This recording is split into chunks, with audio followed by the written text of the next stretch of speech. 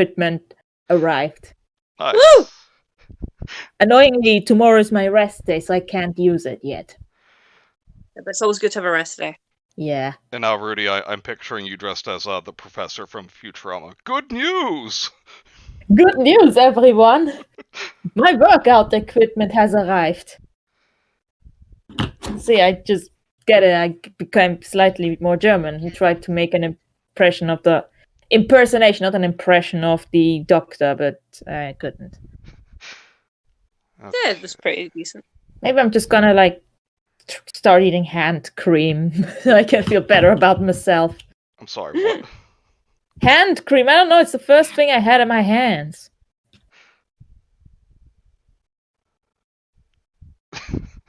Okay. The cream of hands. Just send me the link when you've gone live so I can look at the chat. I'm sharing it in Strams right now. Ah, yes. Yes. Wait, I actually found hello, it. Mr. Xavier, the father, Kenzie, and Raptor. How are you all doing? Hello. You are all Hello. here. It's us. Oh shit, I can hear myself. That was terrifying. Yeah, I turned the volume back up on my phone for a moment. Please don't do that. I don't want to see myself. Don't worry. Hear myself. Rudy, is this your synesthesia again? No, I'm just please take pity on me. I'm stupid. No. Please be nice to me. Bugs Please. Bunny, no. I'm trying so hard to not be an idiot. But in the end, it didn't even matter. Yes, crawling in my crawl. These crawls, they will not crawl. Cream of hands, my favorite soup. No. No. Oh, I'm so glad that made it onto the stream. No. Rudy, it's now immortalized on YouTube. I'm going to hide under my Snuggie. Okay. Goodbye, everyone. Doing well. Woke up at noon. Good lazy. At noon. Come on, man. Copy of Empress Teresa has arrived today. Oh God. Oh fuck. Yeah, Rudy, I didn't you wake up see at sound. noon. Well, but you know how it is with living in a pocket dimension called Switzerland. Rudy, I thought you couldn't see sound, says the father. Yeah, I just read that out. Got a condition called synesthesia. I don't have I see synesthesia. sounds. I don't have synesthesia. I'm just really stupid. See, no, now instead of picturing you as the professor, I'm picturing you as Fry. Did everything just taste purple for a second? Oh my god. Famous words said before disaster. Oh Christ. I had, You're on stream with us, Rudy. Hello, Darius. How are you? Hello, everyone. It's just it reminds me of a Comicsgate stream where one of the guys, his name is Adam Post, was on with Cecil and someone else, and near the beginning you just see like Adam like looking down, like eyes closed, like rubbing the bridge of his nose, or like see that perfectly just describes what it's like to get on with a stream with us. Like Rudy's just like, oh god, I did this voluntarily. Yes. And I was going to joke that you will be the one regretting having me on. But honestly, I'm just now regretting getting out of bed this morning. Stop picking on Rudy and the everybody. Kenzie, no! You have no proof that happened. No, wait, that did actually happen. You called her lovely. You have...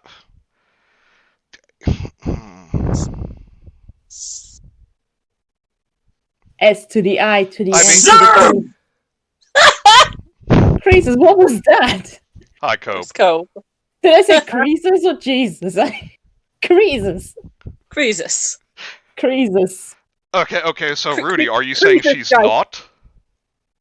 Well, she is. Simp! Creases Joyce, that's what you're trying to say. Creases Joyce. But you know what? I'm proud to be Cricket's simp. She is the apple of my eye. And I'm not ashamed to say it.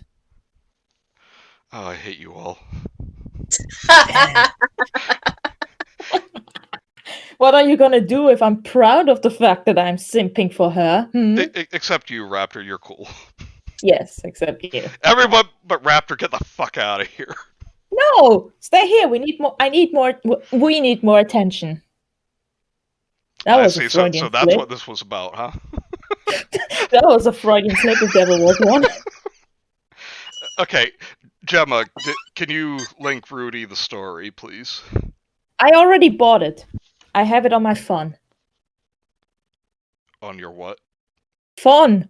Your phone. My phone. You have it on your phones. Hey! I'm going to throw that cream of hands at you, Manny. But yes, welcome to WAP. Wow, awesome, Penpals. It's okay, Bob. I think I killed Gemma again. Off to a smashing start here. Can you call the stream that? WAP. Wow, awesome, Penpal. Get a bucket and a mop. We're gonna read Penpal. God damn it. On the phone. You have it on your phone. What's that? That was You hate just me now. me. Wait till you have me on the stream. Come on, phones. Listen, I just slipped into Swiss chocolate by accident. You know, that's gonna happen a lot in this stream. Honestly, though, I don't think anything will be a better start than last week's, when we were making all the feet jokes, and then I looked chapter 1, footsteps. Shut. Uh-huh. We're not making feet joke. I don't want to think about those. I hate them. With the following his grandfather's footsteps. Footsteps. Shut. Sorry, I'm quoting Young Frankenstein. I don't know, the fucking echo just made me think of, could it be that you like him? Like him? Like him? Like him? Like him? Oh yeah, also fuck Joss Whedon. Yeah. Genuinely, so, fuck him, he's an asshole. Yeah. The Charisma Carpenter came out speaking against him. I mean, we all kind of knew anyway, but it was nice to get it clarified. Wasn't the pregnancy thing a rumor for a long time? Well, yeah. But the fact she's actually came out and said it, and also was like the fact is that he came out and was like had a meeting with her and went, "Are you going to keep it?" And I'm like, yeah. I mentioned that earlier. Like, are you going to keep it? Translation: You're going to have an abortion for the sake of my show, right? Right? Mm-hmm. Yeah. It's like, and also. Oh, go ahead. They say Joss has been in the sort of the bad books ever since he decided that his wife came out basically saying that he was like a fake feminist, and how he basically like screwed a lot of people on the sets of Buffy and Angel. Mm-hmm. Yeah, both literally and figuratively. Yes. Which isn't even funny, it's just sad. Like, it is sad. You know that how he like attacked, I think it was James Marsden, for the fact that Spike was getting much more popular than Joss Whedon wanted to. Yeah, because there was that whole thing where like he kept on telling the character, like he kept on telling James like, yeah, you know, don't get too comfortable. I'm gonna kill you off soon. Yeah. And then like, Spike ended up being really popular, and he was really angry about it. I think he genuinely like attacked him or pressed him against the wall or something. I mean, what it seems like to me is like this. I'm going to assume that Joss Whedon was a high school nerd with a lot of issues, and then when he became famous, was like, now I get to be I don't have to deal with these issues anymore. I'm just going to treat people like they treated me. Yeah. He became the bully. Yes. Yeah. So the thing about Buffy and Angel, I can still enjoy these shows guilt-free because, like, the way I see it, like, Joss Whedon may have invented those, but he's like a cog in like a big machinery that actually made the show. Yeah, I agree with that. Yeah, like, he'd be nowhere without Sarah Michelle Gellar or David Boreanaz. Yeah. There's like other amazing people who worked on the show, and like Whedon is like not even like a fraction of it. Like his name's attached to it, but like the actors and the other writers were pretty much carrying that show on their shoulders, like Atlas. Yeah. Or the weight of the world. pretty much. Yep. So fuck Joss Whedon. Oh god damn Yeah. it. Or how I now pronounce it, Joss Whedon, to piss him off. Joss Whedon. Okay, so I just looked at the page closer. Yo, we are starting on page 69. Ooh. Like the two magicians in Rudie's show yesterday. Nice. And now, Gemma, I I'm had- picturing you as the police detective from South Park. Nice. It was an accident. That was supposed to be a joke. Oh no, your penis is accidentally in my mouth and mine's in yours. There wasn't. What a zany Also- adventure! Silence. Also, Jonathan Creek is not a magician. He's a magician's consultant. Oh, I Native genuinely motto. got offended. I don't know why. He's- I just really like him. Okay, I think You he's just think great. he's neat. I just think he's neat. Please, someone just like Photoshop me holding like up Alan Davis, just going. I just think he's neat. I hear Gemma clicking away already. I I just think he's neat. Oh, you heard that, huh? I just hear you bubbling. Okay, here's the Marge meme. But look, I know I quote that meme a lot, but it like perfectly sums up my emotions towards things. Indeed. I just think it's neat. I just think it's neat. And I really love Raptor Rex's comment here. 69. Ha ha ha ha ha ha ha. Funny. Stop that. Okay, what is this? The Ring now, or is that the Funny. Grudge? Like, That was The Grudge. That was the Grudge, I think. Yeah. I never found the fucking Grudge scary, to be honest. It's like sounded like she was burping at me. That image will appear on Twitter. Fuck Twitter. I'm done with Twitter. No, you can't leave Twitter. What about me? I'm still there against my will. That's what the server's there for. Oh yeah, fair enough. But I'm who's gonna imagining give me Rudy smiling. validation? Doing a thumbs up with a speech bubble saying neat. But who's gonna give me validation now and like my tweets? I will give you validation and like your posts on the server. Okay. Check Insomnia Gang. Oh no. God. For God's sake, what did you do, Gemma? For God's sake. Oh, fucking just- beautiful. I know it. I just think he's neat. I just think he's neat. Wait, when did Elmerfront get here? Apparently, we should probably read. Yes, we should probably That's do why that. we are here. Just give me a moment. Okay. Let's see here. The meme bean machine. Hey, Momentma, you can't just send them the meme. They're gonna make fun of me. Oh wait, that's the point, isn't it? I Dang think it. that was the fastest I ever made a meme. Inspiration struck. Yes, it did. I'll post it on Bean Daddy's channel. I just did. Discord server channel. Oh, you did? Yeah. Well, they don't know the context, so maybe it won't be too bad. Actually, Oh, I God. can do even better here. No. Oh God, how do I stop you? Why doesn't my mouse work? Stop. The No. mouse! The mouse, it does nothing! I can't. I need to There, stop you. I even added you. No. Oh, being that I read up on the premise of Penpal, so I have an idea of who you want me to voice. After the simp crack, I deserve it. Okay. Slander. No, Rudy, that is actually not slander. Aww. I wrote it, so it's actually libel. Libel. God damn it. Yeah, slander is Oh. only if it's spoken. You know what? You can slander my ass if you want. I thought I was going to be clever and saying instead of kiss my ass, I can say slander my ass, but actually, no. Did you maybe think phrasing there? Yeah, that's the Brendan phrasing. Rudy, go to pun jail. When do we read?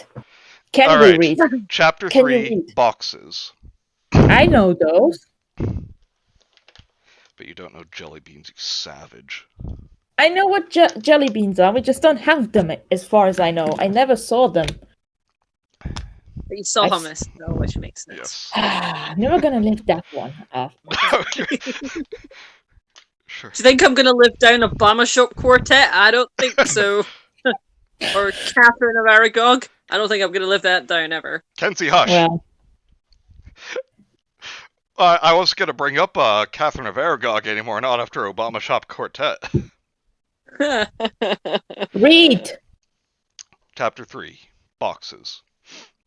I spent the summer before kindergarten learning how to climb trees.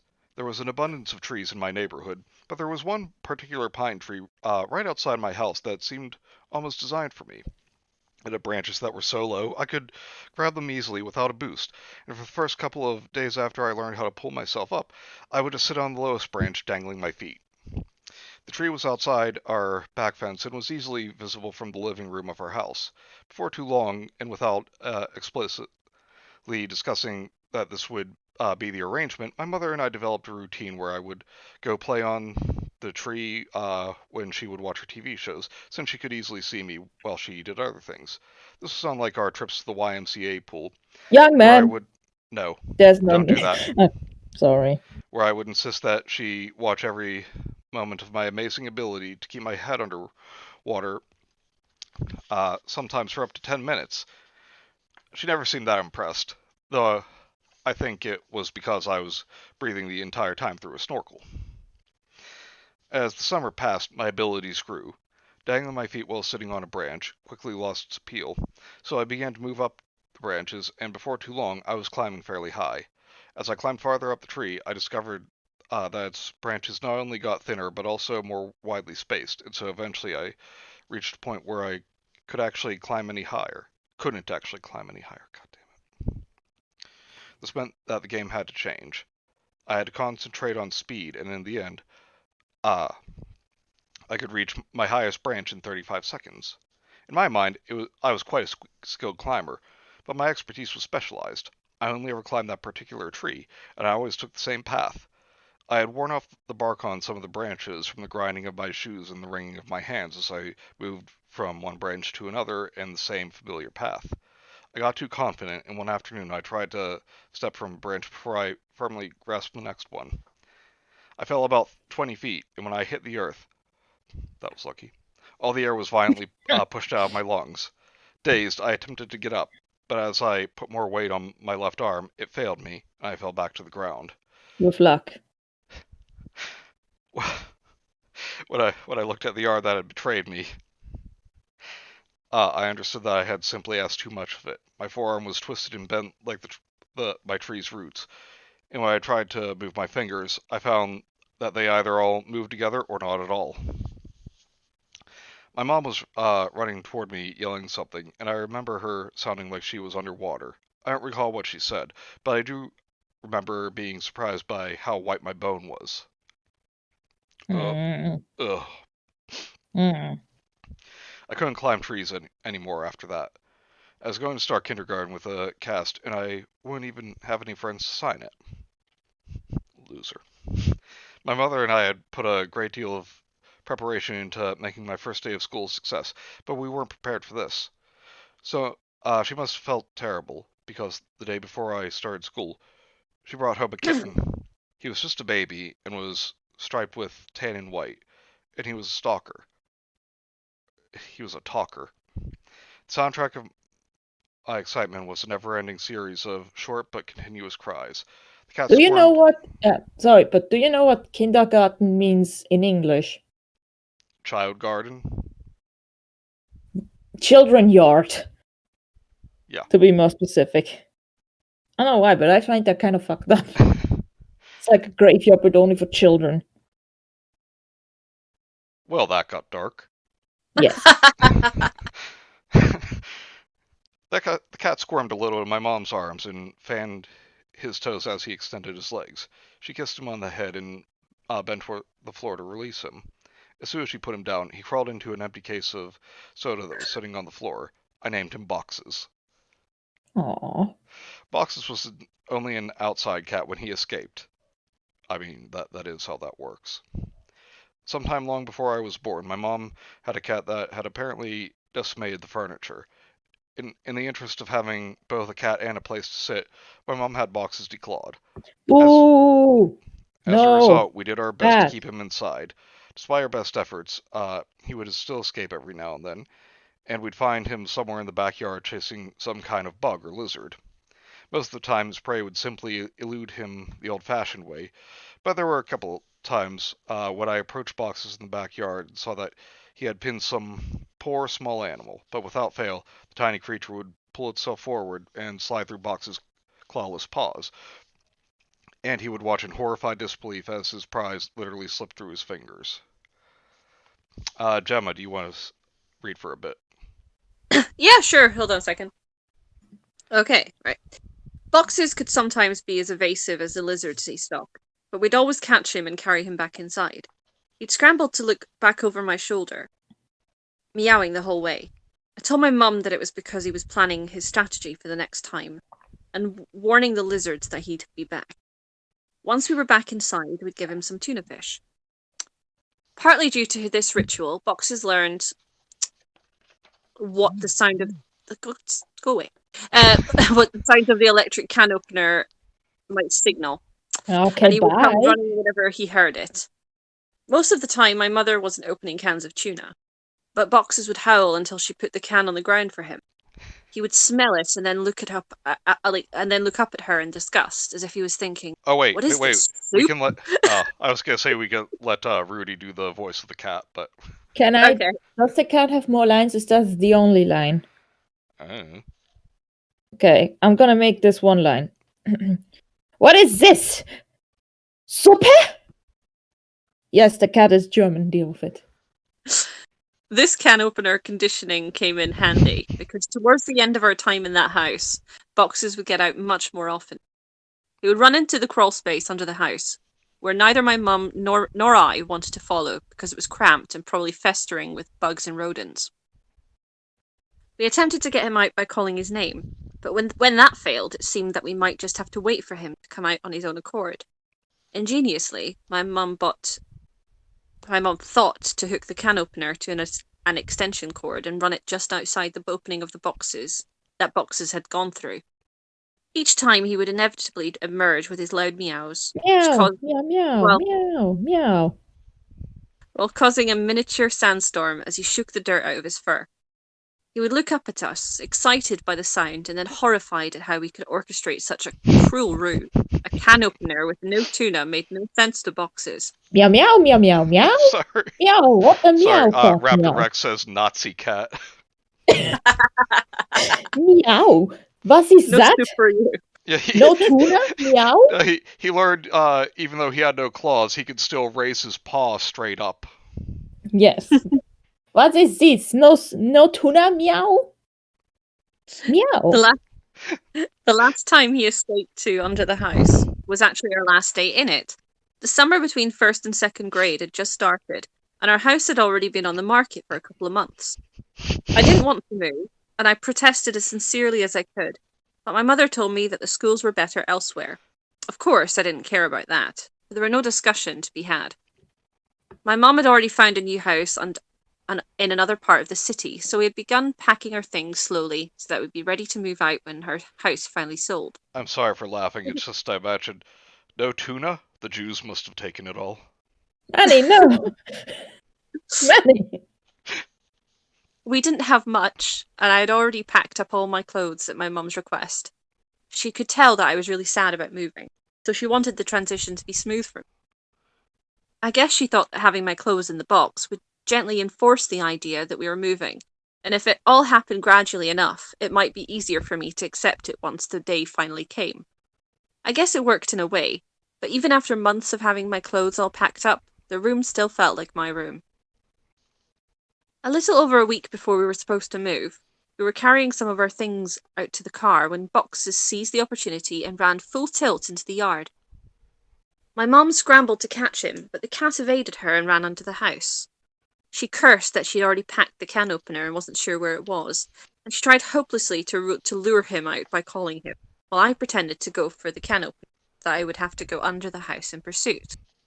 Eventually, my mum, probably completely aware of my little scam, moved one of the panels on the side of the house and went into the crawl space. I stood outside the opening, What? listening to my mother's rustling under the house. What the hell happened? I couldn't hear you. Can you hear me don't now? know. Yeah, I can hear you now, but just randomly I couldn't hear you anymore. I guess goddamn reality altering things, and Yeah. that's the downside of living in a pocket dimension. Yes. Okay, where were we? A little over a week, and the Boxers seized Poland, and then what? It was just a sneak peek, Rudie. Starting in summer, Switzerland will no longer have sound. Oh, great, thanks. I stood outside the opening, listening to my mother's rustling under the house. Watch for him! She called to me, and so I crouched down just in front of the hole, ready to catch Boxes if he ran out. Oh, Gemma, are you ready to roar? Come here! My mother roared, Where? and I heard Boxes howl as he often would when he was Meow caught. meow meow meow meow meow meow meow meow meow meow meow meow meow meow.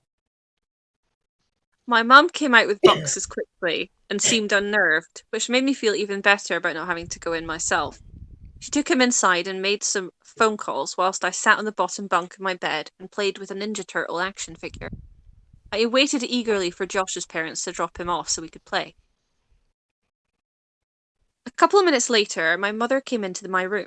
She was still covered in dirt from having crawled under the house, and when she moved, I could sometimes see the dirt break loose from her skin and rain down onto the carpet of my floor. The unhinged look in her eyes was still there, and, holding the phone tightly in her hand, she told me that she'd spoken to the realtor and we were going to move into the other house right away.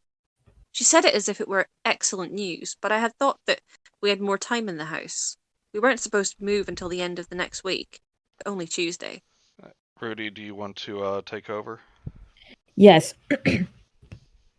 We weren't even finished packing yet, but my mom said sometimes it was just easier to replace things than pack them and haul them all over the city.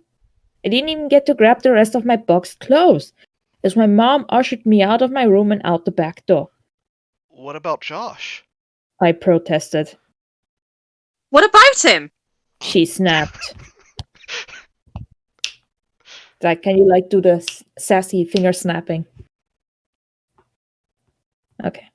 I reminded her that he was supposed to come over later that day, and she said that we would have to reschedule our play date. When I asked if I could at least call him to say goodbye, she said that I could just call him from our new house. We left in the moving van, and I watched my home and my entire life slide out of sight as we rounded the bend and exited the neighborhood. I had left my home behind, but I managed to stay in touch with Josh over the next several years, which was surprising since we no longer went to the same school. Our parents weren't close friends, but they knew that we were, and so they would accommodate our desire to see one another by driving us back and forth for sleepovers, sometimes every weekend. The distance did little to weaken the strength of our friendship. As a matter of fact, in many ways, our bond actually grew stronger. Being farther apart meant that nurturing the friendship was no longer as easy as taking a 5-minute car ride or waiting a couple extra stops in the school bus. We had to work to stay friends now, and I think that helped us appreciate what we had. At Christmas, after the summer that I moved away, I got a number of presents, but only one that I really remember. I unwrapped the box and opened it to see a walkie-talkie. It wasn't in any kind of packaging, and the cold utilitarian design stood in sharp contrast to the brightly colored tissue paper that lay under it. I gave my mom a quizzical and confused look as I picked it up. It was a little heavy for me, and it seemed pretty sturdy. As I ran my eyes over its knobs and buttons, my mom smiled and told me to give it a try, while tapping the rectangular Immature. protrusion on the side of the walkie. I depressed the button and spoke. Hello? I waited, but there was no response. I looked back up at my mom, who knelt down and looked at the top of the walkie-talkie and then at the piece of paper she had in her hand. She turned one of the knobs and told me to try it again. Hello? I waited again, but it was still silent. I was starting to think that she might be playing a trick on me when the sound of static suddenly burst through the speaker on the walkie.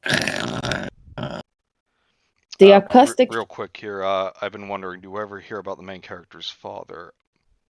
I don't recall. Let's just say he's dead. Yeah, and actually, Rudie, do you want to do the voice for Josh? Okay, sure. Okay. The acoustic fuzz soon gave way to a voice. Hey, you there? Josh? Yeah, man, this is so cool. I looked up at my mom, and she was looking down at me with a warm smile on her face. My inexplicably German friend Josh was still chattering away on the walkie-talkie. His Actually, sentences. the way you said man, he sounds more Jamaican. Well, in German, Yeah, man, this is so cool. yeah, in German, man is pronounced Mann. You could hear the kettle drums playing. His sentences awkwardly punctuated in the middle by sharp pulses of static. My mom said, Merry Christmas. and bent down to hug me. Our parents had pooled their money to get us these walkie-talkies. They were very nice. Too nice for boys in the 2nd grade, and were advertised to work across a range that extended past the distance between our houses. They also had batteries that could last for days if the walkie-talkie was on but not used. The walkies would I'm occasionally... sorry, real quick, I just have to read out Raptor X's response to Darius. I think he's busy buying milk. I'm sure he'll be back. Milk and cigarettes. Yes. Where the hell was I? Blah, blah, work. The walkies would only. The walkies would only occasionally work well enough that we could talk across the city, but when we stayed over at each other's houses, we'd use them around the house, talking in mock radio speak that we had taken from movies, and it worked great for that. Every now and then, when I stayed at Josh's house, we would manage to sneak away and continue our explorations in the woods. But these adventures were never sanctioned. My mom had told Josh's parents that she didn't want me going off into the woods. She said she worried that I might get hurt, and she just wasn't comfortable with taking that chance when she was miles away, despite the fact that Josh's mother was a nurse. This restriction was usually fine, since there were a good number of things to do at Josh's house, and I liked being there. His parents were both nice, but were very rarely at the house at the same time, since they kept different schedules. Josh's mom was a nurse at the same hospital that put my arm in a cast when I fell from the tree, and his dad was a construction worker. He was a big man, but he also seemed genuinely kind. He had caught us playing in the woods once, when I was staying the weekend with Josh. When I begged Josh's father not to tell my mom, he talked to me like an adult, even though I was only 8 years old. He explained why he had to tell her, and why I shouldn't ask him to lie. Of course, I still didn't want him to tell my mother, but the fact that he was willing to actually talk to me about it made it easier to accept. My mom had screamed furiously at me. Gemma, can you scream furiously at me for atmosphere? Ah! Thank you. And threatened to ban me from going to Josh's house ever again. I couldn't fully understand the severe reaction, but I didn't want to lose Josh as a friend, so when I visited him, we played video games and played in his room and played with each other, and Josh and I continued to be ferried to each other's house almost every weekend. I never really thought about it, but the fact that our friendship didn't atrophy when I moved away was mostly thanks to the efforts that our parents made. Thanks to them, we were still friends when we were 10 years old. Alright, I'll take over for a bit. Thanks, my throat hurt. Josh a Nazi too. Nah. He's got a whole damn shopping list that he has to quest the whole country to finish buying. Probably right. I doubt they would have left. They would have let Jamaican in the Third Reich. Would they have? No. I need to look that up. Really? No, because they were black. Oh yeah, right. One weekend in 5th grade, I was staying at Josh's, and my mom called me to say goodnight. She was still pretty watchful, even when she couldn't actually watch me, but I had gotten so used to it that I didn't even notice it, even if Josh did. She sounded upset, so I asked her if I had done something. She told me that boxes was missing. This must have been a Saturday night, because I was going home the next day since there was school on Monday. Box has been missing since Friday afternoon. I gathered that my mother had not seen him since returning home after dropping me off at Josh's the day before. She must have decided to tell me he was missing, because if he didn't come home before I did, then I would be devastated. Not only by his absence, but by the fact that she had kept it from me. She told me not to worry. He'll come back. He always does. But Boxes didn't come back. Dun dun dun. No. 3 weekends later, I had stayed at Josh's again. I had spent every day after school walking around the neighborhood and calling for Boxes, and listening, hoping to hear him. I could think of almost nothing but finding my cat, and was noticeably downtrodden by his absence. He was my oldest friend. My mom told me that there had been many times when pets had disappeared from home for weeks or even months, only to return on their own. She said they always knew where home was, and would always try to get back. I was explaining this to Josh when a thought struck me so hard that I interrupted my own sentence to say aloud, "What if Boxes thought of the wrong home?" Josh was confused. Was? He lives with you. He knows where his home is. Yeah, but he grew up somewhere else, Josh. He was raised in my old house. Maybe he still thinks of that place as home, like I do. Oh, yeah. Ich get it. Well, that'd be great. We'll tell my dad tomorrow and he'll take us over there so we can look. No, he won't.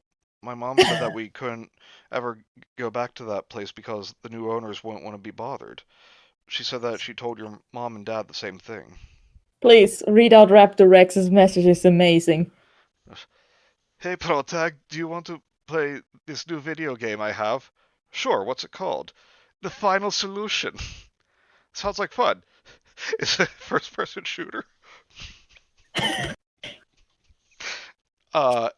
Probably a FPG, first-person gasser.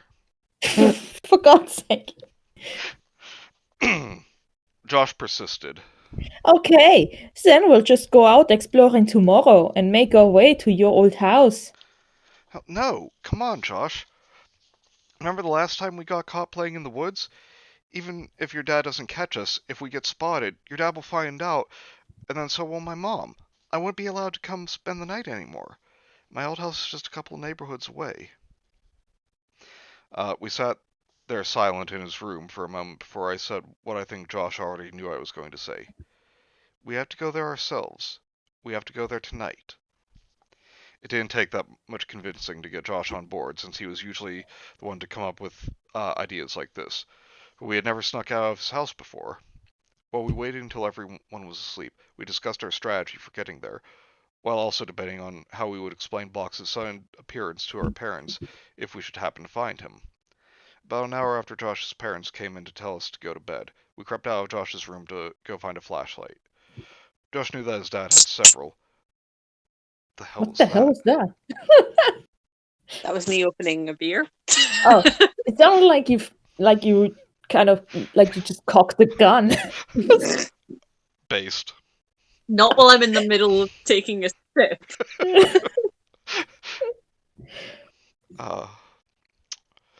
We moved silently through the house and eased the interior door to the garage open. It gave a faint squeak, and we paused before pulling it open and passing through the doorway. I went to turn the light on, and Josh hissed at me. There was no real way that the light in the garage would have woken anyone in the house up when we were attempting to be discreet. It's hard to know where to draw the line. Suddenly, all actions became covert by default. Like when two friends began whispering, and after a while they find that their voices are still hushed, but they can't remember why. It was appropriate enough to comb through the garage in darkness, though. Using light to find itself seemed like cheating anyway. Oh, I see what you're saying. The kids didn't prepare a flashlight before they got sent to bed. Amateurs, yes. Josh's dad had hundreds of tools, and we both squinted, trying to see through the darkness to determine if one of them might be what we needed. I mean, I know it's dark, but pretty easy to tell a flashlight from a wrench or something. Well, there are children, and children are idiots. Except Logan, he is a genius. If we had needed a rent instead of a light, should have read a sentence ahead. We would have been in business. No, I'm not gonna make that joke. Hey! Josh broke the silence. What? Hey, man! What? I whispered as loudly as I could. I can't see anything in here. I know, me neither. Do you have a flashlight I could borrow? There was a slight pause before he followed his joke with, Get it? at which point my hand shot up to my mouth as I attempted to hold back the laughter that was building inside me. I had been in many situations before where I wanted to laugh but couldn't. I was a veteran of those battles, but in almost all occasions I could permit myself a faint chuckle, or at least would have the forbidding stare of my mother to anchor me. Here, my throat clicked and my body shook as I struggled to subdue myself. I looked at Josh, who was in even worse shape. Tears were running down his cheeks, and he was actually biting his hand to suppress a rising fit. Josh and I stood with our hands to our mouths, allowing only the occasional snort and squeak to escape. The more I saw him trying to hold back his laughter, the more I felt that I no longer could. Hang on, what the hell is so funny? Why are they laughing? Because they know they shouldn't be laughing. Just kinda, okay. you know, like, you know you're not supposed to do something, so it makes it difficult not to do it. Well, I guess. As I sensed the storm reaching its crescendo, I quickly turned around so I wouldn't be caught in a feedback loop with Josh, and gradually I calmed myself down. As I regained composure and could focus on something other than being quiet, I saw a flashlight sitting on a workbench. I walked over to pick it up and followed Josh back into the house. When we were walking back into Josh's room, I could still feel the rumblings of laughter in my chest. The situation had passed, and I had stifled myself, but just as you can suppress a sneeze without, or with enough effort, the irritants are still there. Before I could even think to stop myself, I began giggling in the hallway, and Josh shushed me harshly as he ushered me into his room. I'm sorry, man. I managed to force out amongst my laughter. Junge, shut up! Josh snapped. You'll wake up Veronica! Who the fuck is Veronica? I had been focusing so hard on not laughing in the garage that, after the dam had finally breached, I had forgotten for a moment that Josh's room was right across the hall from his older sister's. I was so embarrassed by the thought of her hearing me giggle that the laughter inside me died, and with it went the brief moment of forgetfulness about why we had gone looking for the flashlight to begin with. You ready? You ready? I asked Josh. Oh, sorry, I thought I was him. Yeah, is this everything? He said as he gestured toward the flashlight while picking up the walkie-talkies. I felt a little foolish. I hadn't even thought to bring the walkie-talkies, despite the fact that this was the one time where we might actually get to use them. Yeah, I think so, I responded coolly. Let's go. You need to sound cooler, Manny. Yeah, I think so. Let's go, Daddy-o. Thanks, Matt. Thanks, Frylock. Alright, Gemma, do you want to read for a bit? Okay. Hey! See, I'm cool, I'm the Fonz. God damn it, the father. I just saw what he posted on Twitter. Escaping Josh's house turned out to be much easier than finding a flashlight in it. The window in his room opened to the backyard, and he had a latched wooden fence that wasn't locked. The fence opened to the side of the house, and we crept along quietly as we passed under his parents' bedroom window. We made a sharp turn away from his house and towards the trash can-lined street. Once we were in the clear, we slipped off into the night, flashlight and walkie-talkies in hand. There were two ways to get from Josh's house to my old house. We could walk on the street and make all the turns, or go through the woods. One moment, just... And retweet. For God's sake. Which would take about half the time. It would have taken about 2 hours to walk there, taking the street, but I suggested that we go that way anyway. I told him it was because I didn't want to get lost. Josh scoffed at this idea and insisted that between the two of us, we would have no trouble finding our way. Okay, I pointed out that I just want to say real quick, whenever I read that someone in a story scoffs, I don't know why, but I think of Wait, is it Bill Nighy, the actor? The one that's the actor, not the science guy. Yes, Yeah. Bill Nye. Yeah, Bill Bill Nighy Nye. in frickin' Underworld, like when he's woken up as the vampire, he sees the chick and he's just like,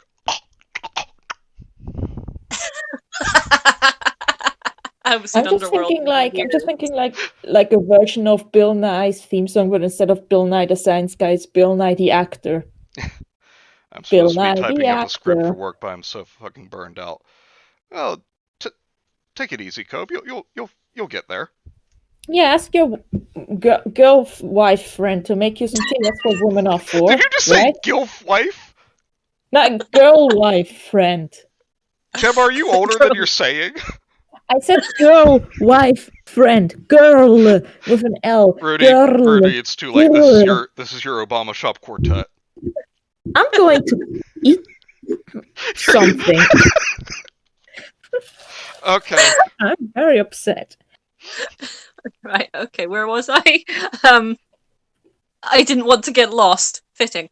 I pointed out that it had been years since I'd walked through these woods, and he waved his hands at me dismissively and said that he doubted that anyone knew these woods better than us after the lengths that we had gone to in order to explore them, even at night. One sec.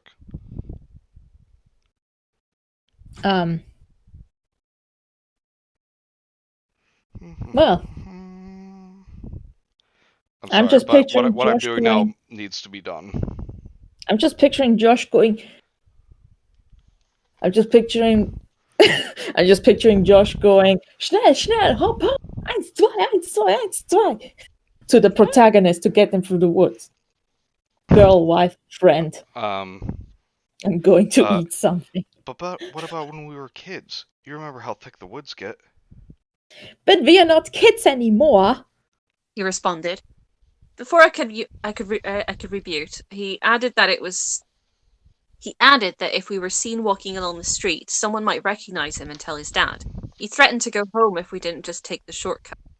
I accepted his preference because I didn't want to go by myself. Nervously, I turned with Josh towards the line of trees, across a vacant lot, and walked on. Josh didn't know about the last time I walked through these woods at night and how hard it had been to find my way out. Wait, wasn't like the line of trees one of those Jurassic Park creepypastas? I think so. Yes. I have a vague recollection of that. Yeah, well, someone just... that was the one where, like, 3 times you guys were like, what does this have to do with Jurassic Park? And then, like, he mentions at the end that, like, what if the monster's movement is based on vision? Like the T-Rex in Jurassic Park. Yeah, okay, that I recognize now. Yeah, oh, yeah, it was like some sort of skinwalker thing. Yeah, then, I remember Cobe was like, can you imagine, like, someone's broken into the house and Gemma and I are hiding in the closet? And Gemma's just like, Jacob, hey, Jacob, do you ever see Contact? What? That movie, Contact. wait, see, the alien at the end is just Jodie Foster's father? It's really disappointing. What the hell are you talking about that right now? I remember that. Sorry, I just saw up the Red's great message. Josh, hey, Protag, look up the scientific word for pine tree. Why? Just do it. Fine. Alright, the woods seemed much... Pinus! Ag! The woods seemed much less frightening than I remembered. I was older now, and I found that with a friend and a flashlight, the trees seemed less ominous and the sounds less foreboding. We seemed to be making pretty good time, too. I wasn't entirely sure where we were. But Josh appeared confidently enough, and that bolstered my morale. While not infused with the general eeriness that I had expected, there was still something surreal about the woods. This feeling was, I'm sure, at least partially informed by my memories of this place. But there was something about the way the trees twisted together, the dim light of the moon, as the wind rustled and whistled through them, that made it feel like a wholly different place than it was during the day. The fact that a place this untamed was wedged between stretches of houses and neighbourhoods made it seem even more bizarre, but in truth I knew there was nothing strange about any of this. My thoughts were just wandering as I tried to think about anything other than what it was like to be lost in the woods. I needed to break the silence. How much farther do you think it is? We were on Josh's side of the woods, so I thought he might have a better sense of distance. I do know. A while, I guess. Dummkopf. Well, what's a while mean? I don't know. Dummkopf. On the bright side, how far can you walk into the woods, right? The question reverberated in my ears. How far can you What walk did you into the say? woods, right? How far can you walk into the woods, right? How far? I uttered flatly as my feet dragged it into a halt. Josh turned his head back a little over his shoulder and said with a half grin, How far can you walk into the woods? My face felt hot. That question. I hadn't thought of that question in years. Since the night it replayed over and over in my head as I walked what could have been the same path that we were taking now. And with the question now again ringing in my ears, the same panicked feelings that had prompted me to think of it that night as I wandered endlessly through this place began to return. I couldn't think of why he would say that or where he had even heard it.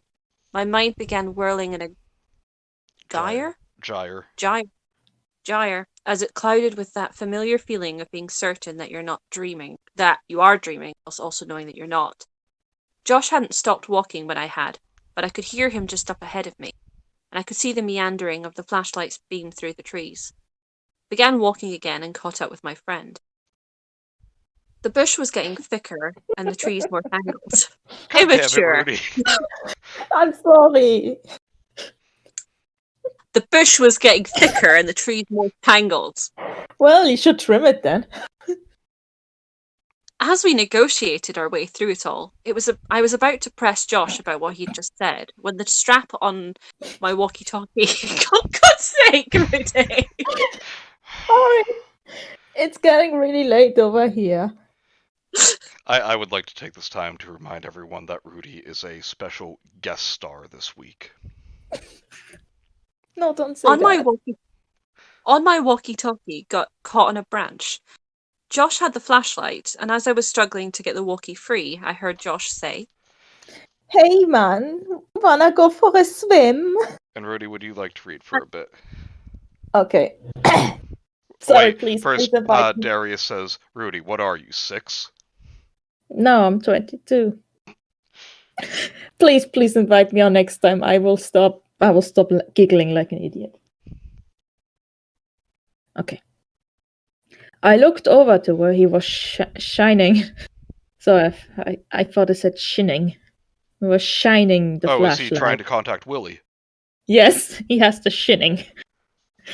But I closed my eyes as I did, because I now knew where we were, though I hoped that somehow I was wrong. Slowly and fearfully I opened my eyes and saw that he was shining the light on a pool float. This was where I had woken up in his woods all those years ago. I felt a lump in my throat and the sting of fresh tears in my eyes as I continued to struggle with the walkie-talkie. I didn't want to be there. It hadn't even occurred to me that we might find this place, and once we did, I just wanted to keep walking and leave it behind for a second time. But as the branch clung determinedly to the strap, I found myself trapped there again. Frustrated, I yanked on the walkie hard enough to break the branch that held it, and I turned and walked toward Josh, who had partially reclined on the pool float in a mock sunbathing pose.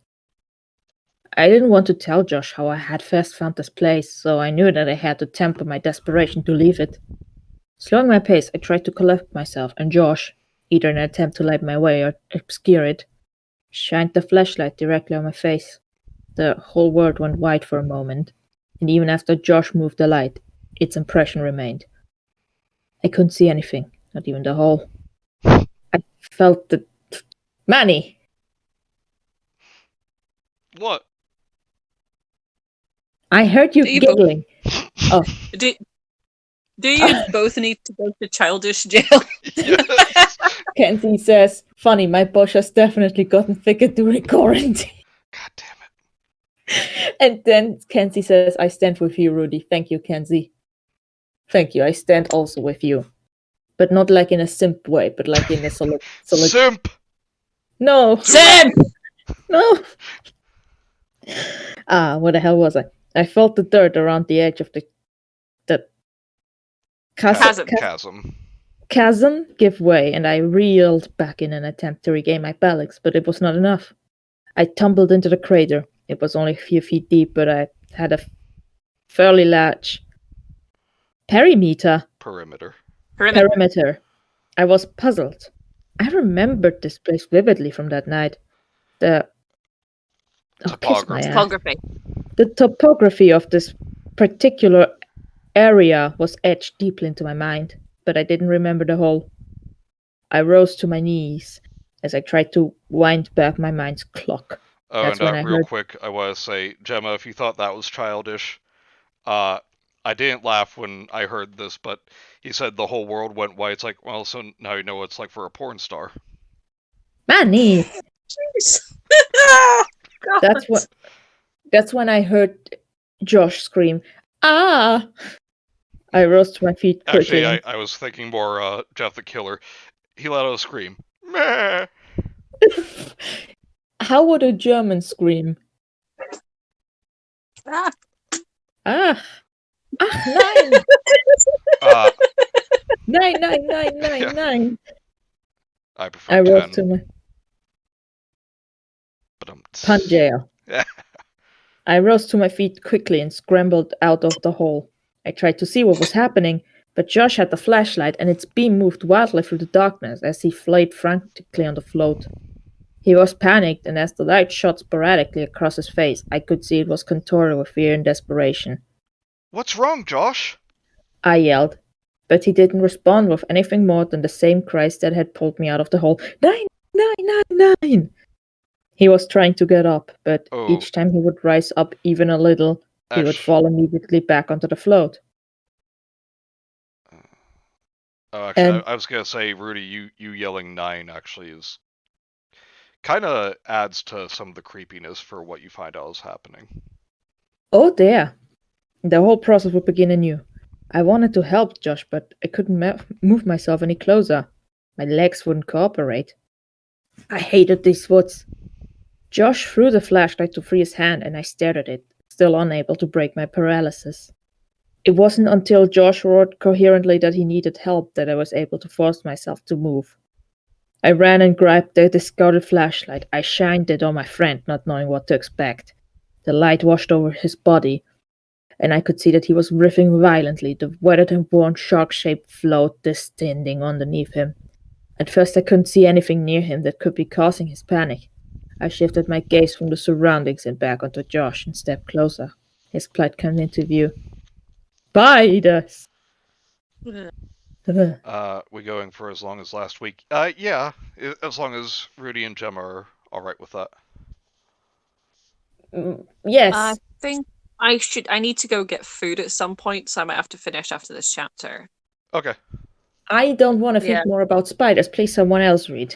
Okay. There were dozens of... Wait. Yeah.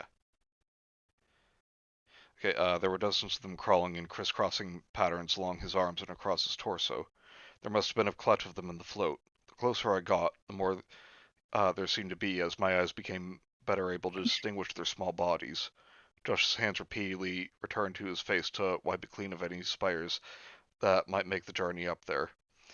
I then saw Nicolas Cage, and he was crying about bees as well.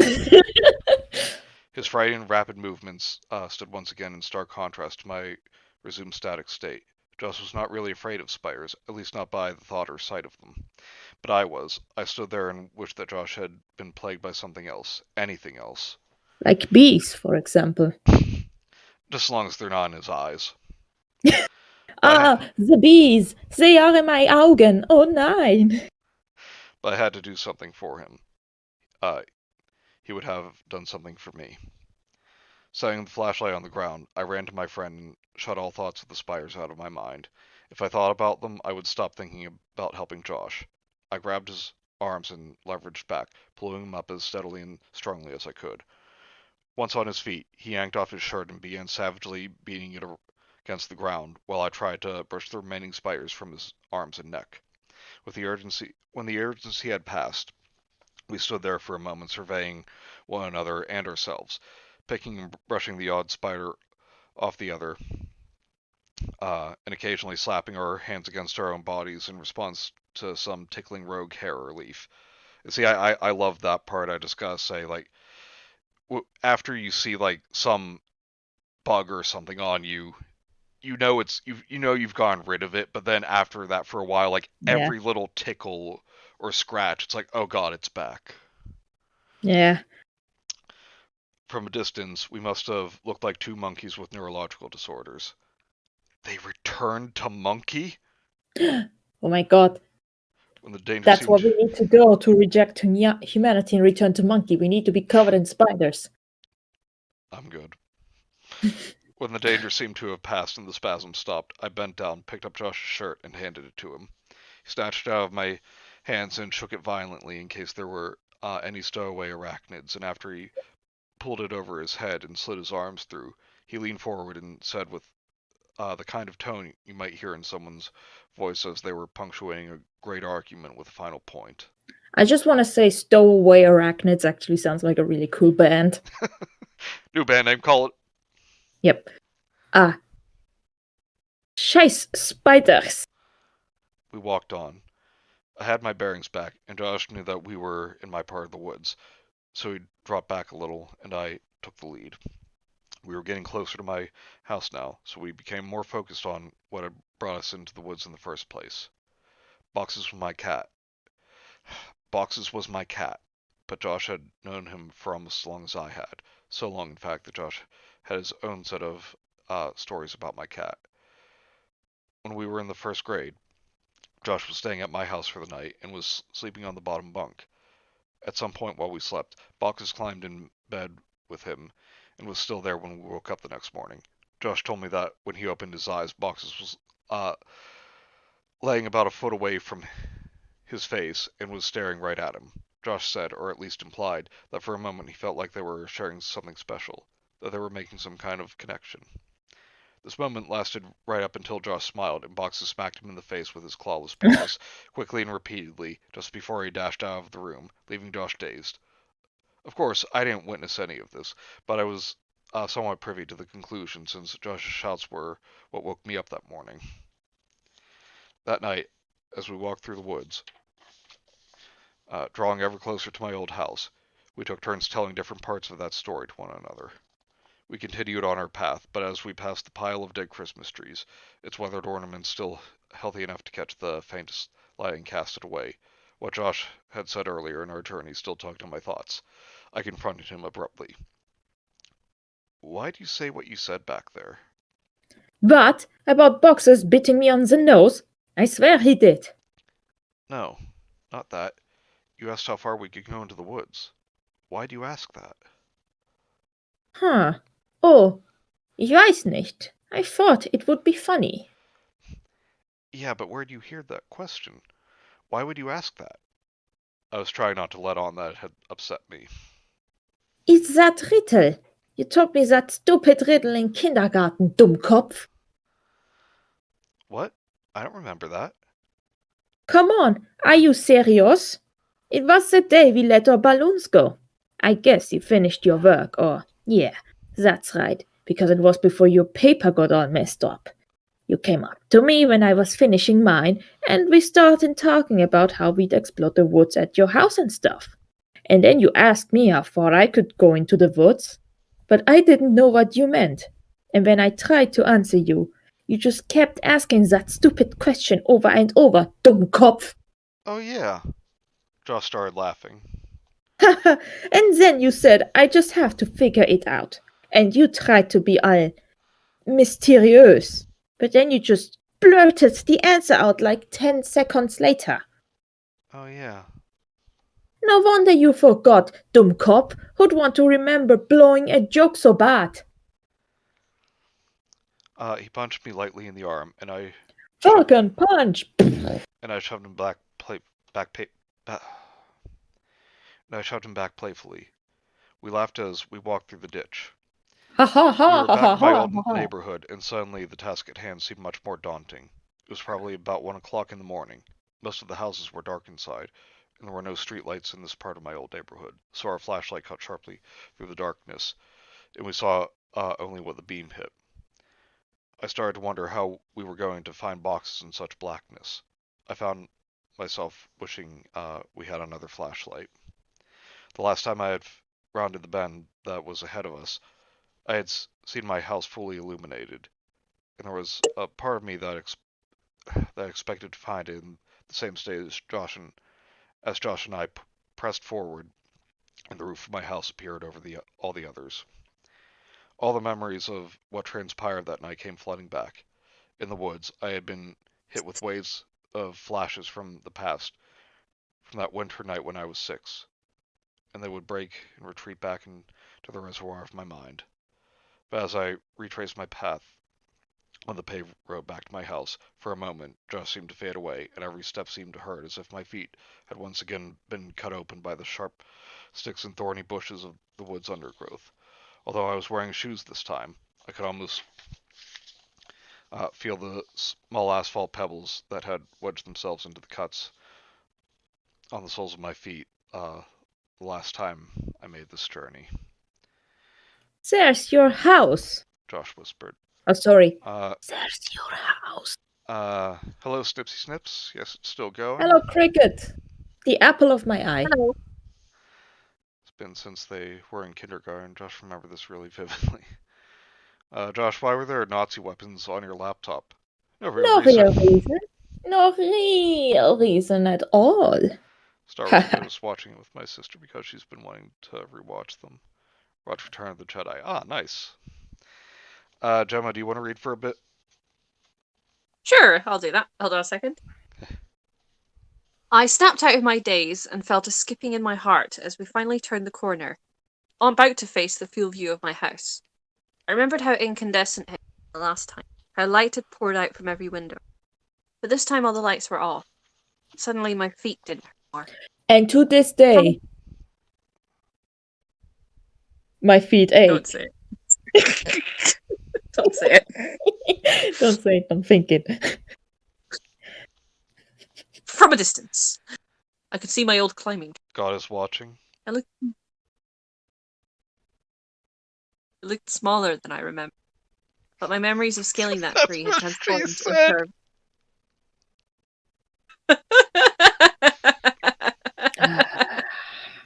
Oh dear. So you giggle and threaten to send me into childish jail for giggling at the word knob and thick bush.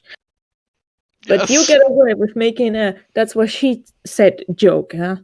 Huh? It's my channel. Well, dumb cop.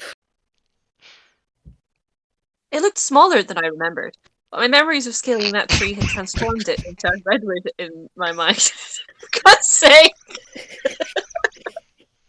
Okay. See, it's like him and Josh. I know I'm not supposed to laugh, so... Okay, I'm gonna not laugh this time.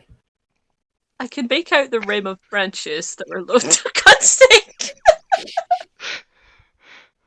I could make out the rim of branches that were lowest to the ground. The ones that I used to sit on when I first learned how to climb. The tree... So I can't stop giggling now. That tree was a source of many memories for me, and they were all good ones, even the ones where I had fallen. And I can't get up. It had been in that same spot years before I was in any spot at all, oblivious to all that transpired around it or who it had affected, and it would probably remain there after I was gone, if it was left alone. As my mind traced the steps of causality backward, I realised that I wouldn't be back here if that tree hadn't grown, and I was briefly in awe of how all events were like that. As we got closer, I could see that the grass in the yard now reached half the height of the chain-link fence that circled it. I couldn't even guess when it had been last mowed.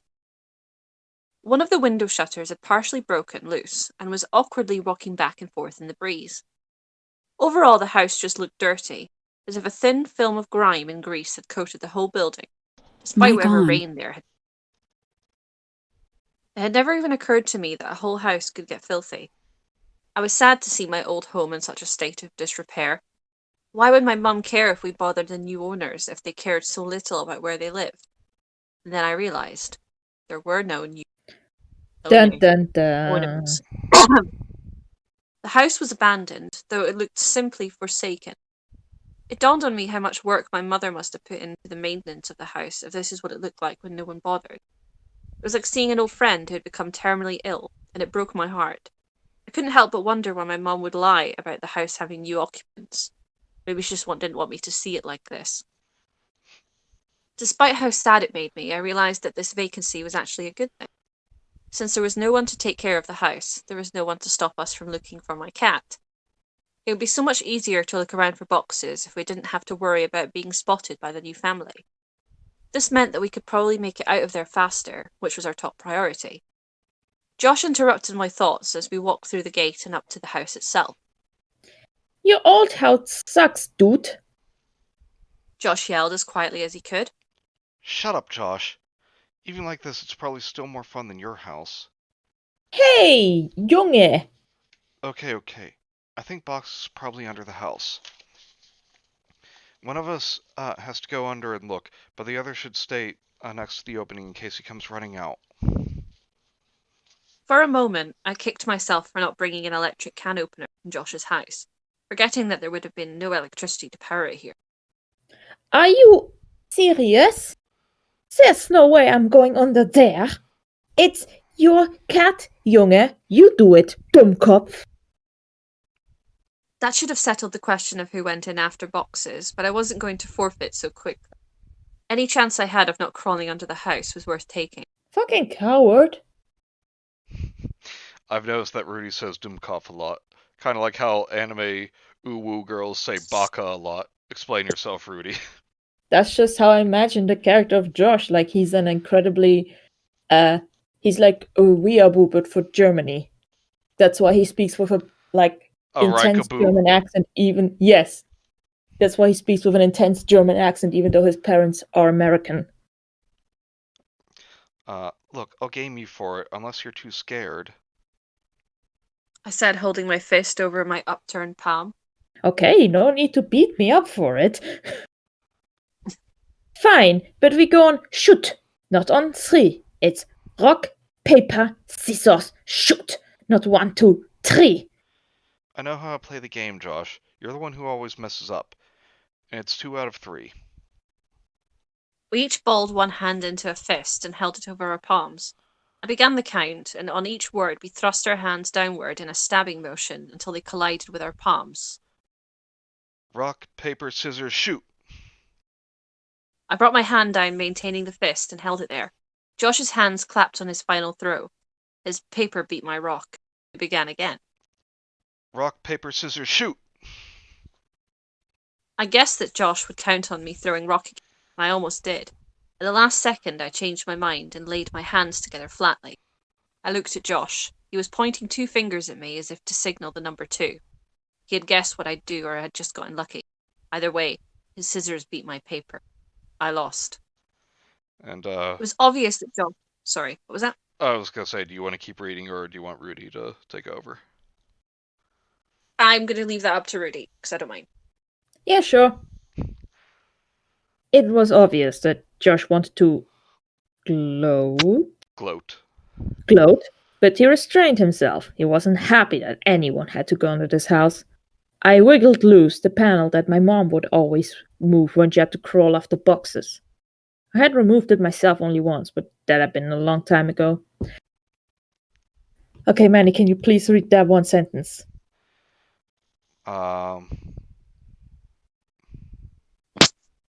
Just read it.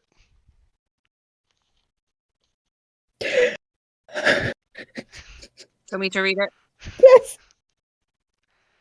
I pushed it in hard and then twisted it a little before pulling it out and resting it against the side of the house.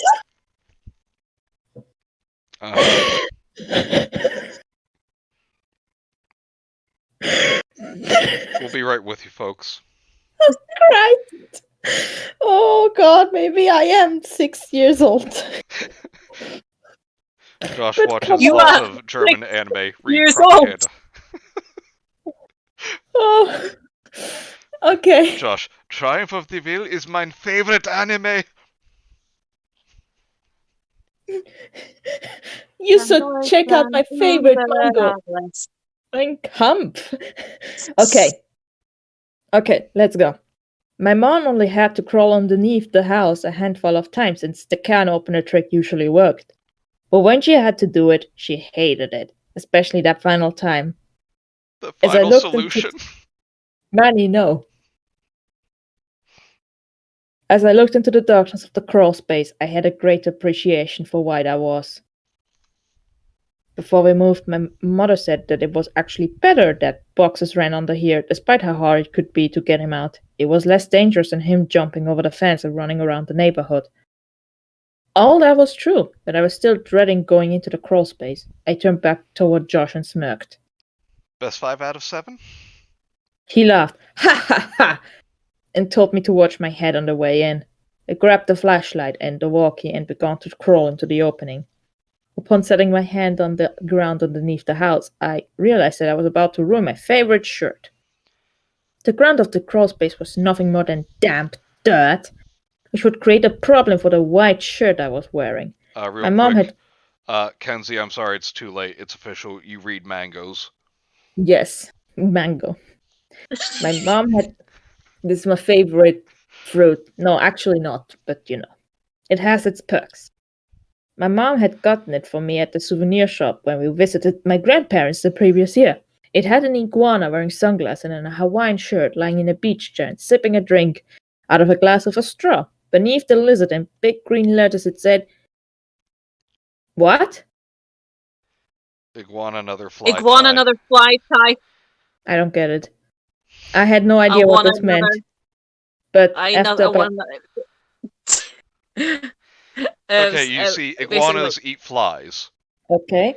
But there's a drink called a Mai Tai. But an iguana would drink a fly tie. Iguana another sounds like I want another. Ah. Okay. Rudie is not I had no idea what this meant, but after about 10 minutes of nagging, my mom paid to have the design ironed onto our shirt my size. Really, if that would have happened to me, my dad would just wait. smack me. The woman wasn't the one doing the nagging? This is too unrealistic. Yeah. Also, if I would have nagged my dad for something I wanted for 10 minutes, he would have just, smacked me. My mind started... Why, is that not normal? No. Oh. Oh. Okay, then. Oh, dear. My mind started turning. There would be no way for me to come out of this exploration without being filthy. And I would have to explain the state of my clothes to Josh's parents. This complicated things. I turned back towards Josh. Hey! I'm sorry, Ree. Just like I said, imagine you as Fry with the synesthesia. The filthy thing. Dirty boy! Dirty, dirty boy! Dirty boy! This is you. You're a naughty boy, Faulty. Don't do it again. I'm so glad I get that now. Yes. Same. Hey, I can't be the one who goes under, man. It'll ruin my shirt, and your parents will know we were outside. Josh stood there with a slightly amused but quizzical look on his face. Finally answered, Wait, you're serious? Dude, look at your shirt, dummkopf. I looked down and saw that it already advertised my activities with thick skits of soil that streaked up and down and across it. I felt slightly foolish. I had just walked through the woods. I had fallen in a hole, but I still pictured my shirt in mint condition. I played it off as if it was a joke and turned back toward the opening. So this kid's basically like a Rorschach, thinking that his dirty, stinky clothes are in pristine condition.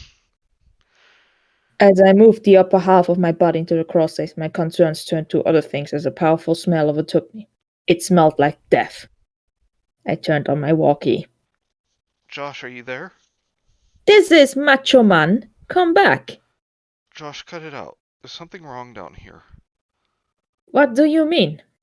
It stinks. It smells like something died. Oh, Junge, is it boxes? I really hope not. I set down the walkie and... Oscillated. oscillated the flashlight as I crawled forward a little, trying to survey as much as possible from my current position. Looking through the hole from the outside, you could see all the way back of the right lighting, but you had to be inside the crawlspace to see around the support blocks that held the house up. I'd say about 40% of the area wasn't visible, unless you were actually in a crawlspace, but even inside I could only see directly where the flashlight was pointing.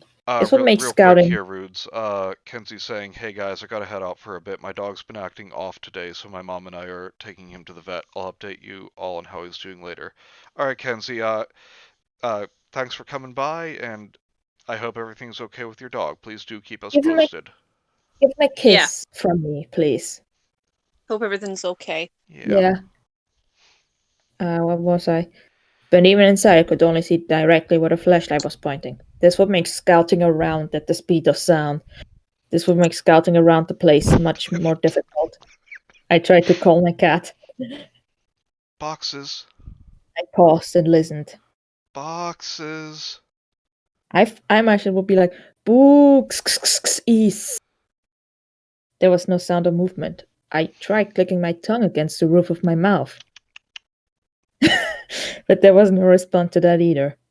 Pressing my hands hard against the earth, I pulled myself forward until my feet slipped past the opening and into the crawl space. As I moved farther into the void, the smell intensified to the point that it stung my nostrils. If I covered my nose with my head, I couldn't probably leverage myself in a cramped space. This meant that in order to move, I had to breathe the air directly. When I tried breathing through my mouth, the stench in the air layered on my tongue and coated the inside of my cheeks to the point that I could actually taste it. For the entire journey from Josh's house to my old home, I had hoped that we'd find boxes here, but now the fear was growing in me that boxes had. Company and something had happened to him. I began hoping for the first time that I wouldn't find boxes after all. I twisted my body and tried to look around with the light, but I couldn't see much of anything. The foulness of the rotten air now lined my throat, and I coughed and spat reflexively to remove it. I needed to hurry up so I could leave this place. Reaching my arm forward, I wrapped my fingers around the support block to pull myself forward. And I did that. I felt something that made my hand recoil. Fur. Oh god, there's a furry down there. No wonder his mom was so scared. My heart sank, and I prepared myself emotionally for what I was about to see. I cried slowly so I could prolong what I knew was coming, and I inched my eyes and the flashlight past the block to see what was on the other side. I staggered back in horror and disgust. Jesus Christ! Escaped my trembling mouth. It was a hideous and twisted creature, badly decomposed. Its skin had rotted away in its face, so the teeth were revealed in an ever-present sneer that made them look enormous. Its eyes had either sunk back into its skull or were simply gone altogether, but I still felt like it was looking right at me. The smell radiating from it was unbearable. What is it? Are you okay? Is it the boxes? I reached for the walkie. Yeah, I'll take over for a bit. Thank you. No, I don't think so. Well, what the hell is it then? I don't know. I shined the light on it again and looked at it with less fear in my vision. I chuckled, though I felt bad for doing so. It's a raccoon. Well, keep looking. I'm gonna go into the house to see if he might have made it in there somehow. What? No, Josh, don't go in there. What if Boxes is down here and runs out? He can't. I put the board back. I looked and saw that he was telling the truth. Why'd you do that?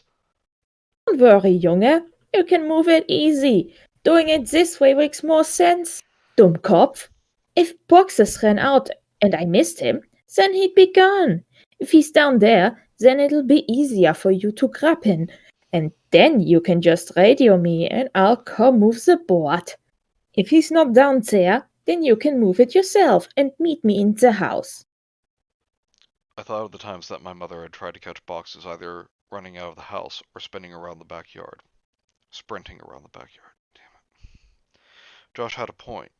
In fact, this plan seemed more thoroughly thought out than our entire mission. Still, I liked the idea of him being just outside, even if he wasn't doing anything productive. It was just good to have him there. But we'd save time this way, and we needed all the time we could get. Both of Josh's parents got up early, and I would still have to try and clean my clothes after crawling around under the house. I didn't want him to abandon his post, but there was always the chance he wouldn't be able to get in anyway. Hesitantly, I rated him back. Okay, but be careful and don't touch anything. Don't worry, Dummkopf. I won't touch your Barbie collection. You remember your way around inside, right? Yeah, I think so. Where do you think I should look? I thought for a moment. He used to sit on the washer or dryer sometimes, but if he's not there, then try my room. There's a bunch of my old clothes still in boxes there. Check to see if he crawled in one, I guess. And make sure to bring your walkie. Roger that, mein Freund. Josh replied. I realized only then that it would be pitch black in there. The power would have been turned off since no one was paying the bill. With any luck, he'd be able to see from the street lights on the other side of the house that might cast some light inside. Otherwise, I wasn't sure how he'd find his way around, or how he'd find boxes for that matter. Before too long, I heard footsteps right over my head and felt dirt raining down on me. Josh, is that you? Breaker, this is Machoman, coming back for the big tango foxtrot. The eagle has landed. What's your 20, Prinzessin Jasmin? Over. Asshole, I muttered to myself. What was that? What did you just call me? Macho Man, you know that you don't have to make the walkie-talkie noise when we're actually on the walkie-talkies, right? In my 20s in your bathroom looking at your stash of magazines, good buddy. Looks like you've got a thing for dudes' butts. What's the report on that? Over. I could hear him laughing without the walkie, and I started laughing too. I heard the footsteps fade away a little.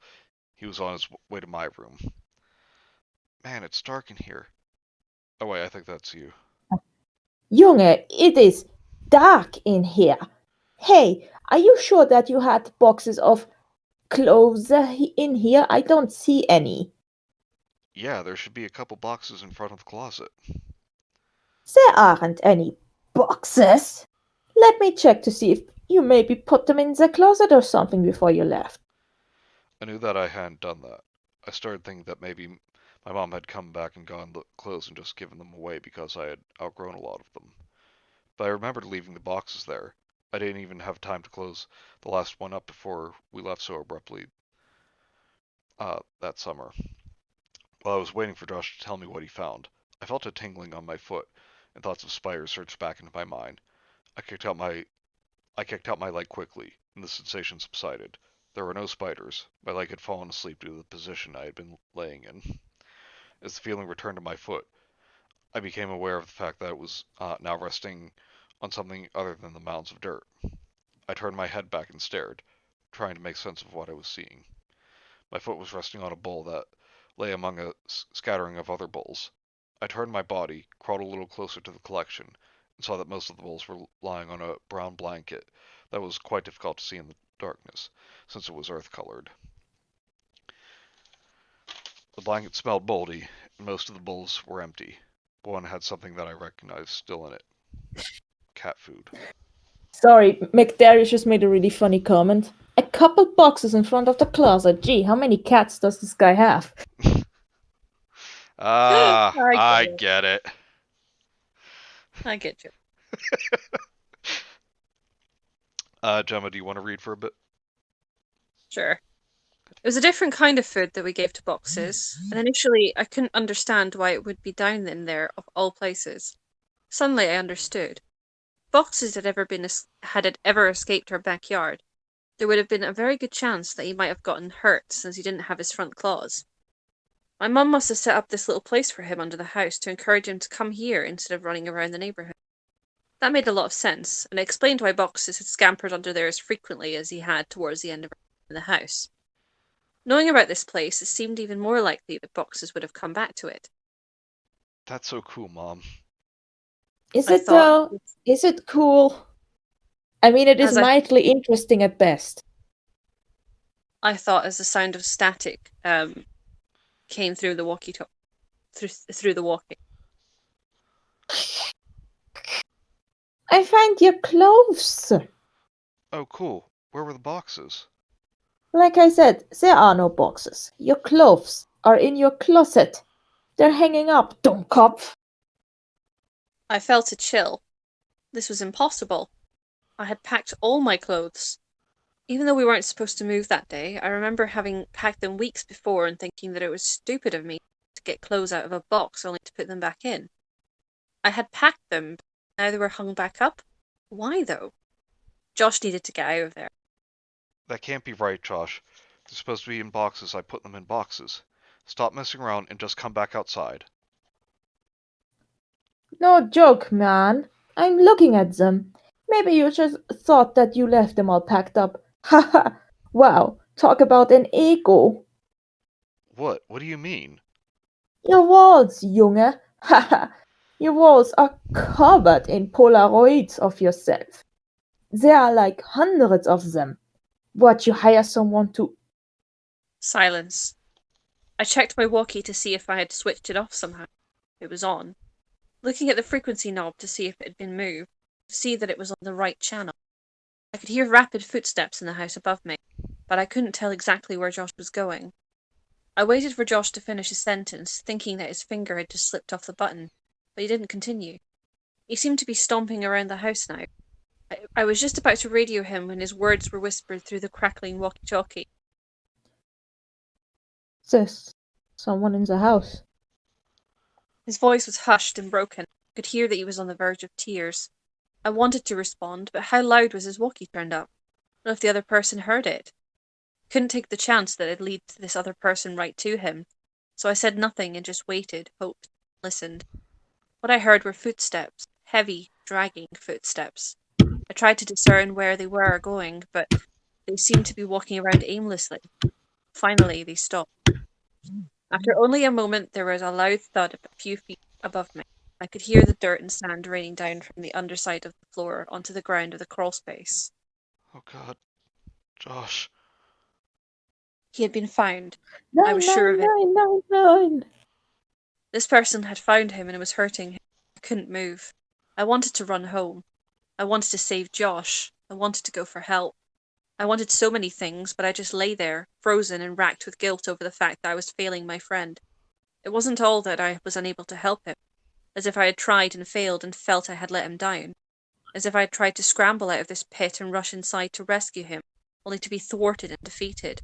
It was that I couldn't bring myself to try anything at all.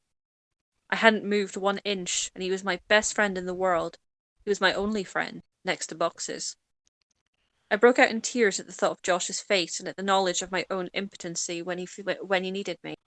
And I cried even harder from the selfish fears that were stirring up inside me, as I realized that Josh might have told this person where I was hiding and that there were nothing. Why are you laughing?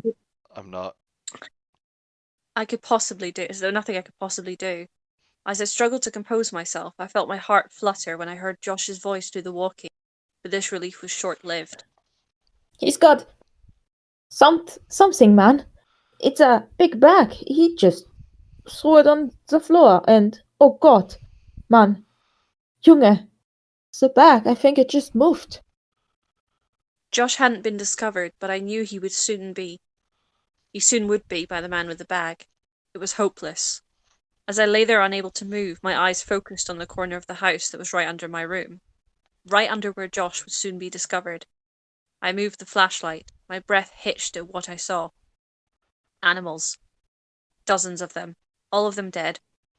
They lay there as a heap of pile of fur, claws and teeth. Time and weather had fused some of them together into grotesque chimeras, their snarling mouths telling the world of their dissatisfaction at the union. Could boxes be among these corpses? Was this what the cat food was for? For a moment I thought to move closer. Perhaps, if he was there, I could see him and know the truth. A heavy footstep above me broke my shock. I knew I had to get out of there, and I scrambled to the board. I pushed on it, but it wouldn't budge. I couldn't move it, and I couldn't get my fingers around it since the edges were outside. Josh had put it back the wrong way. God damn you, Josh. Gemma? Do we lose Gemma? Yeah, I think we lost Gemma. Yes. Alright, I'll take Plot over. twist. Plot twist. Josh is at a red lobster and is trolling the protagonist. What the hell I'm is here. a red lobster? Oh, there you are. Yeah, I am. You know what my phone does sometimes. What was the last thing you heard me say? I was trapped. Ah, that's good then. That was the last thing I did say. God damn you, Josh. I whispered to myself. I could feel thunderous footsteps above me. The whole house was shaking. I heard Josh scream, and it was matched by another scream that wasn't full of fear. The storming above continued as I clawed at the board. Their footsteps were tracing patterns on the floor and charting a map of their routes in my mind. They ran from my bedroom to the living room, to the kitchen, to the front door, and around and around. They ran until I didn't hear any more running. I pushed on the board as hard as I could, and I felt it move. But I knew it wasn't me who was moving it. I could hear footsteps above me and in front of me, and shouting and screaming filling the brief silences between the stomping and the shuffling. The board moved a little more. I was gonna say, do you want Rudie to take over? Yeah, sure. Okay, yeah, I'm trying to go like 3 pages at a time for each of us. Okay. That's okay. Cool. The board moved a little more, and what little ambient light there was outside poured through this new opening. Walkie or flashlight? I had to make a decision of which to use to defend myself. It was still so dark outside that I feared I couldn't make it back to Josh's without the light. But if I broke the walkie-talkie, then Josh and I would be separated completely. The board moved more. I didn't have time to wager any longer.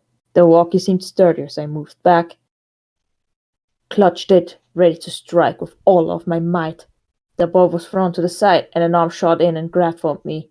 "Let's go, Dummkopf, now!" It was Josh, thank God.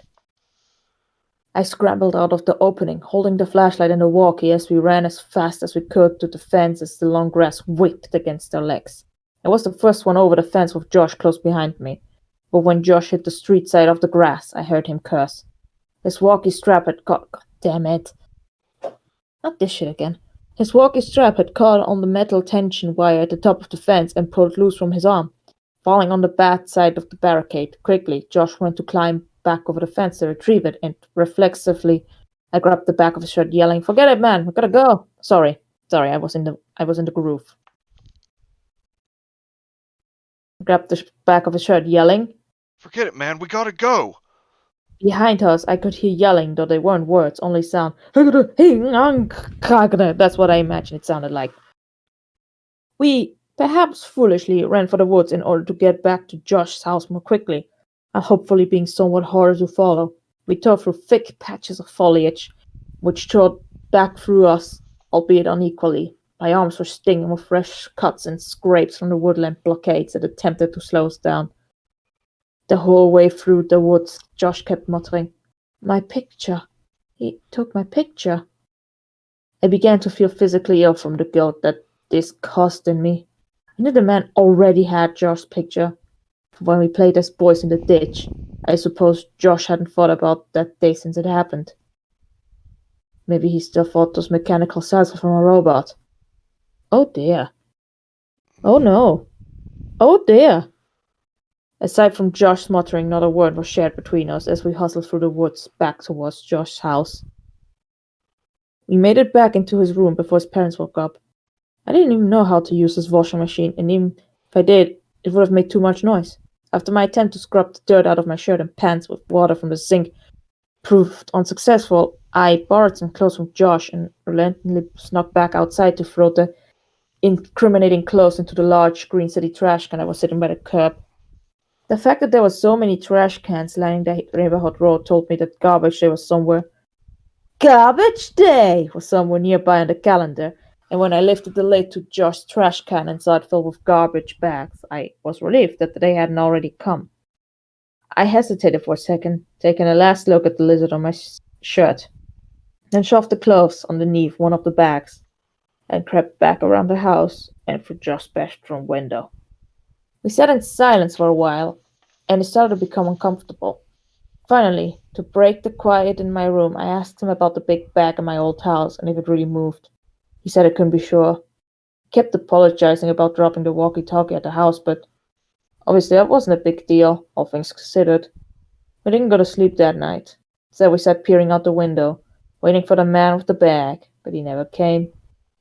We agreed to never tell anyone about what happened. No good would come from that. After a couple of hours, the sun pushed darkness out of the sky, and my mom came to get me a couple of hours after that. She asked me about the clothes I had on, and I told her that Josh had liked the shirt I had been wearing, asked if he could borrow it. She said that was nice of me. As we were pulling out of Josh's driveway, my eyes lingered on the trash can at the edge of the yard, and I caught myself whispering. I thought I closed the lid. I considered that the garbage truck might have just put the trash can down with the lid open, but it didn't matter. The evidence was gone, and I breathed easy. Alright, I'll take over. The kid's groomed for a grounding. He's gonna come home and clothes that his parents know he doesn't own. Yeah. Actually, that was a pretty good explanation, though. Yeah.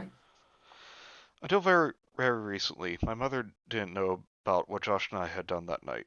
Of course, I spared many of the details when I told her, but I thought that if I told her something she didn't know, maybe she would reciprocate. By the end of my story, my mother's eyes had glossed over. I asked her why she lied about bothering the new owners to stop me from going there when there weren't any new owners at all. Why had she tried so hard to stop me from going back to her old home? She became irate and hysterical and told me to get out of her house, but I just sat there, waiting. When she realized that I wouldn't leave, she sat back down and she answered my question.